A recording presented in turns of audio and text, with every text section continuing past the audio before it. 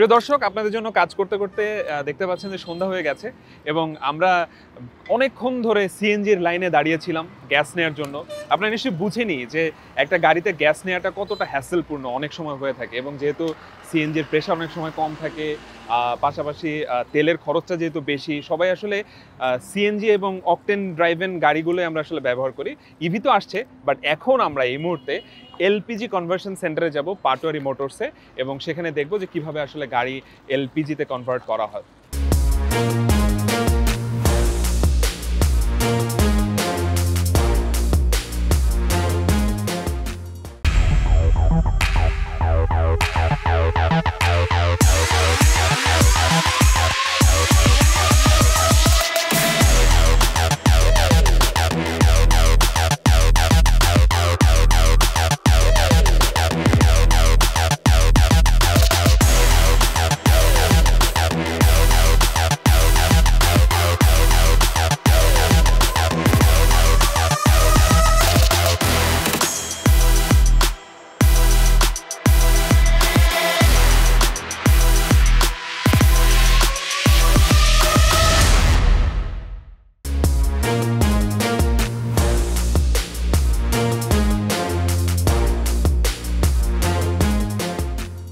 আজকে আমি এলপিজি এবং সিএনজি নিয়ে কিছু কাস্টমারের প্রশ্ন থাকে, সেই প্রশ্নগুলোর উত্তর দেব এবং কিছু প্রোডাক্ট আমি দেখাবো।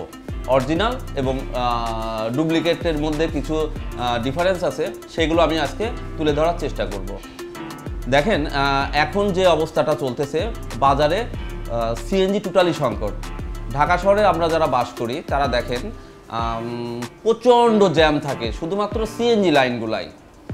তো সিএনজি যারা গাড়ি চালাচ্ছেন তাদেরকে বলবো তারা পর্যায়ক্রমে যেন এলপিজিতে চলে আসে। এখন এলপিজিতে কেন আসবে এ প্রশ্ন তো হতেই পারে। এলপিজিতে আসার কারণ হচ্ছে এলপিজি একদম লাইট অকটেনের মতো, এটা লিকুইড ফর্মে থাকে। দুই হচ্ছে এলপিজি নেওয়ার জন্য আপনার বিড়ম্বনার কিছু নাই। এলপিজি সিএনজির থেকে মোর দ্যান পারফরমেন্স বেটার থাকে। একবার গ্যাস নিলে বারবার গ্যাস নেওয়ার কোনো ঝামেলা থাকে না। আর এটা সবথেকে বড় বিষয় হচ্ছে নিরাপদ, এবং গাড়ির ইঞ্জিনের জন্যও নিরাপদ।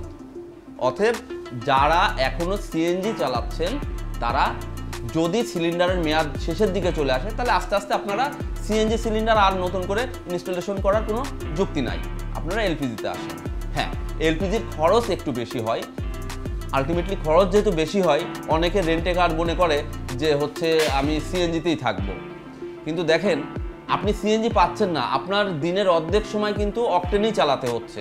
এবং অকটেন এবং আপনি দেখেন সিএনজির টোটাল দিন শেষে খরচটা দেখেন আপনার এলপিজির থেকে বেশি খরচ হয়ে যাচ্ছে।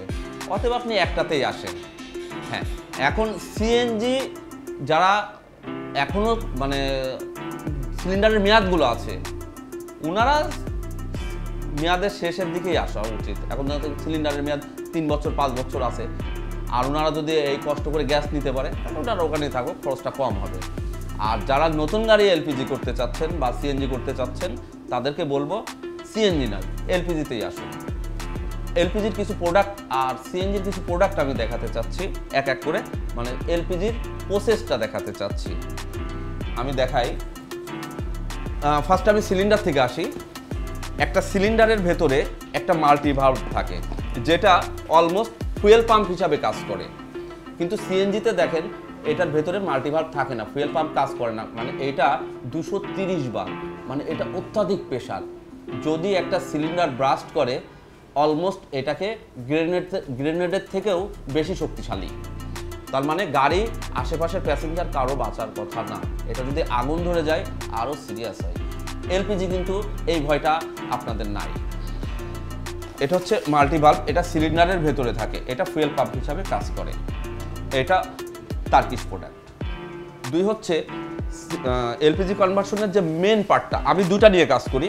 একটা হচ্ছে এবি প্লাস, আর আরেকটা হচ্ছে আমি দেখাচ্ছি সেটা হচ্ছে টমাসিটো অ্যাচিলি। আমি এবি প্লাসটা ফার্স্টে দেখাই। এটার ভেতরে একটা রিডিউসার থাকে। রিডিউসারটা হচ্ছে গ্যাসটাকে রিডিউস করে এবং এলপিজি যেহেতু বাতাসের সংস্পর্শে আপনার এটা আইস হয়ে যায়, সেই জন্য এটা গরম পানির লাইন দেওয়া থাকে। এটার কাজ সিম্পল, এটা দর্শক বা কাস্টমার সবাই কিট বলেই পরিচিত, আসলে এটার নাম হচ্ছে রিডিউসার। এটার সাথে একটা ইসিইউ থাকে, ইসিইউ যেটাকে ইলেকট্রিক কন্ট্রোল থাকে, এটার ভেতরেই সফটওয়্যার থাকে। আপনার গাড়ির কত পার্সেন্ট গ্যাস প্রেশার দেওয়া হবে, এক্সিলেশন কত থাকবে, এটা টোটালটা এইটাই হচ্ছে মেন পার্ট। এইটা যদি আপনার ডুপ্লিকেট বা কপি হয় তাহলে আপনার গাড়িটা কখনোই ভালো মাইলেজ দিবে না, ভালো চলবে না। তো এই কথার ফাঁকে একটু বলি দর্শকদের যে আপনারা যারা একেবারে অল্প টাকায় এবং ছোটোখাটো ওয়ার্কশপে যাচ্ছেন, আমি বলবো তারা ভুল করছে। কারণ এলপিজি কনভার্সন শুধু কনভার্সন না, এটার পেছনে আফটার সেল সার্ভিসের একটা বিষয় থাকে। অতএব তাদের কাছেই যাবেন। Not only LPG set up, তাদের সমস্ত সেট আপ আছে একটা গাড়ির, সমস্ত ইঞ্জিন, ওয়ারিং, আপনার তারপরে হচ্ছে আপনার এসি সব থাকতে হবে। কারণ আপনি একটা কাজে গেলেন, যাওয়ার পরে দেখলেন যে আপনার আরেকটা প্রবলেম বাইর হয়েছে, এটাকে আপনাকে সলভ করে আনতেই হবে। আচ্ছা, এটার পরে বলি, এটার একটা ইনজেক্টর রেল বলে এটাকে, ইনজেক্টর রেল। এই রেলটার কাজ হচ্ছে আপনার গাড়িতে ইনজেক্টর আছে, ফুয়েল ইনজেক্টর, লাইক সেম কাজটা করবে, গ্যাস ইনজেক্ট করবে। এটা কপি হলেও আপনার গাড়িতে গ্যাসটা বেশি খাবে, কারণ এখানে অনেক ছোট ছোট পার্ট আছে। এটা গ্যাস ফিল্টার, আমাদের দেশের যে গ্যাসটা আছে এই গ্যাসটা পরিষ্কার, কিন্তু তারপরেও ফিল্টার লাগে। তো গ্যাস ফিল্টারটা কাজ হচ্ছে আপনার গাড়ির গ্যাসটাকে সে সাকিং করার পরে সে আপনার ইঞ্জিন পর্যন্ত পৌঁছায় দিবে। সাধারণত 8 থেকে 10,000 কিলো পর পর আপনারা এটা চেঞ্জ করে ফেলবেন। আচ্ছা, মেন ওয়ারিং, এই ওয়ারিংটা হচ্ছে এখন যে আপনার গাড়ির ইএফআই ইঞ্জিন, ইএফআই এবং ভিভিটিআই ইঞ্জিন আছে, দুই ধরনের ইঞ্জিন আছে। আপনার যে ভিভিটিআই ইঞ্জিনের সাথে এটার ম্যাচিংটা খুব ভালো হয়। আর ইএফআই ইঞ্জিনের সাথে আপনি, এটা কিন্তু আমি টোটালটা সিকোয়েন্সিয়াল বলতেছি, আর ইএফআই ইঞ্জিনের সাথে আপনি এই কনভার্সনটা করলে ভালো পারফরমেন্স পাবেন না। অনেকেই প্রশ্ন করে যে ইএফআই ইঞ্জিনে বা হচ্ছে ট্র্যাডিশনাল করলে গাড়ির গ্যাসটা বেশি খায়। আসলে বিষয়টা কিন্তু এরকম না। আপনার যদি ভালো টুইনিং থাকে, ভালো টেকনিশিয়ান থাকে, ভালো ইঞ্জিনিয়ার থাকে, আপনার গাড়ির গ্যাস খরচ অনেক কমে যাবে। আর মেন কথা হচ্ছে যে গুড প্রোডাক্ট। আচ্ছা, এটার সাথে আরও কিছু যেগুলো লাগে, কিছু পাইপ থাকে। এই পাইপগুলো যদি আপনার ভালো না হয় তাহলে আপনার গাড়ির লিকেজ হওয়ার সম্ভাবনা থাকে।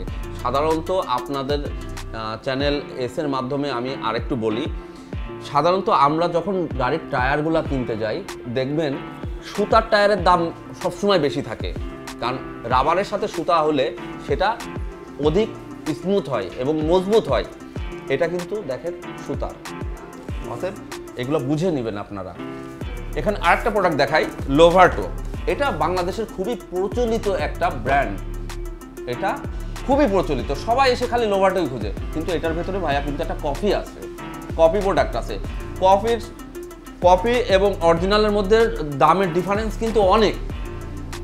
আচ্ছা, লোভার্টো অরিজিনাল চেনার যে উপায়টা আছে, এখানে মেন প্রথমেই একটা প্যাকেটে একটা আপনার কোড দেওয়া থাকে, কিউআর কোড।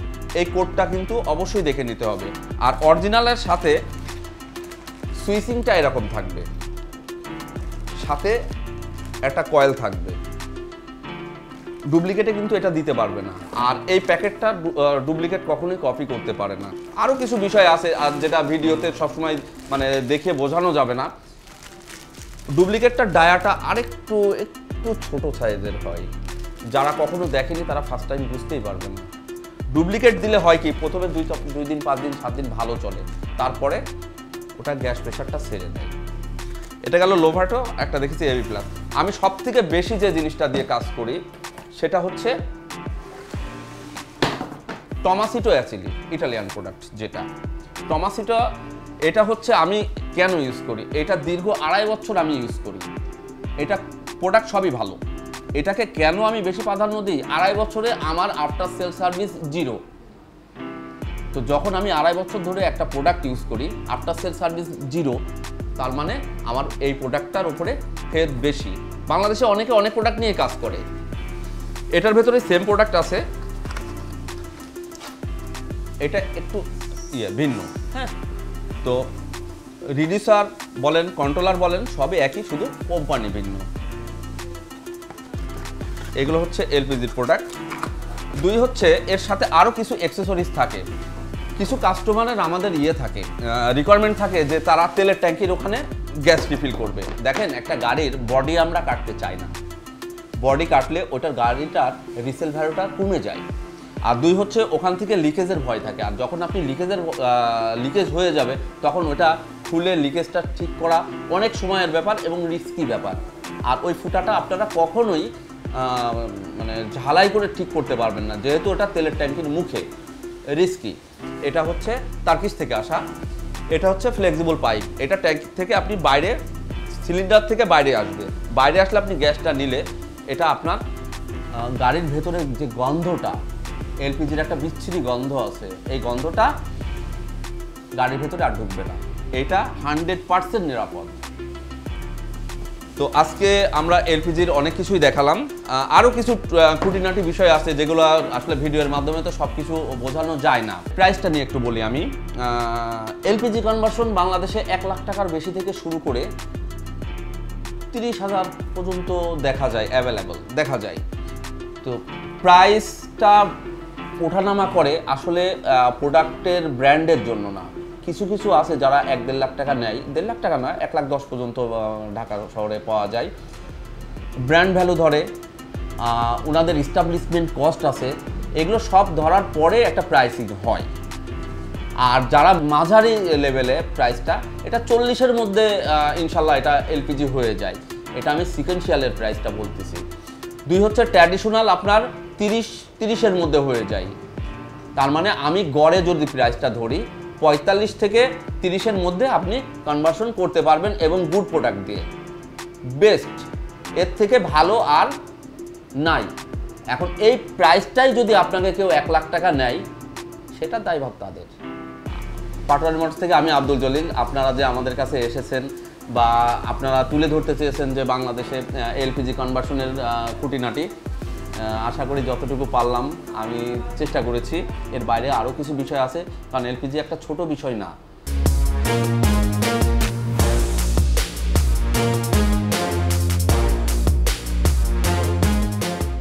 ডিয়ার ভিউয়ার্স, দেখতে দেখতে অটোটপের একদম শেষ প্রান্তে দাঁড়িয়ে আছি আমি। সন্ধ্যা হয়ে গেছে, প্রায় রাতের পথে। সো আশা করছি যে আজকের এপিসোডটা আপনাদের অনেক বেশি ভালো লেগেছে।